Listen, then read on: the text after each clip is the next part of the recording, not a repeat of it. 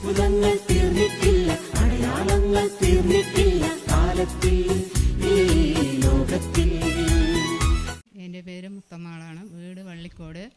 പിന്നെ എനിക്ക് ഭക്ഷണമൊന്നും കഴിക്കാൻ പറ്റിയില്ല. 2 മാസം ഭയങ്കര ബുദ്ധിമുട്ടാണ്. ഇവിടെ വന്നാലും ബ്രെഡ് ഒന്നും കഴിക്കാനും പറ്റില്ല. എനിക്ക് എന്തോ ഒരു അലർജി പോലെ. അപ്പോൾ ഈശോയോട് ഞാൻ കുർബാനയിൽ സമർപ്പിച്ച് പ്രാർത്ഥിച്ചു. അപ്പോൾ ഈശോ പറഞ്ഞു അച്ഛൻ്റെ പ്രാർത്ഥിക്കണം. അപ്പോൾ അച്ഛൻ്റെ അടുത്ത് ഞാനും ഇങ്ങനെ പറഞ്ഞു ഭക്ഷണമൊന്നും കഴിക്കാൻ പറ്റില്ല അച്ഛാ, എന്താണ്?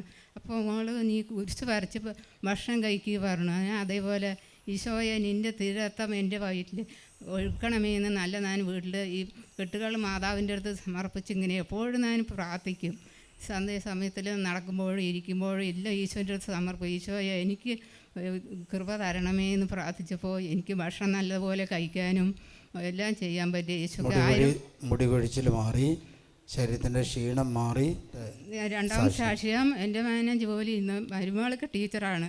അപ്പോൾ അവൾ കൂടെ ചെന്നൈയിൽ പോയി 2 ആളും. അപ്പോൾ ഒരാഴ്ച അവൻ വെറുതെ ഇരുന്നു. അപ്പോൾ ഞാൻ ഈശോയോട് പറഞ്ഞു ഈശോയെ അവന് എന്തെങ്കിലും ഒരു ജോലി കിട്ടണമേ പ്രാർത്ഥിച്ചു.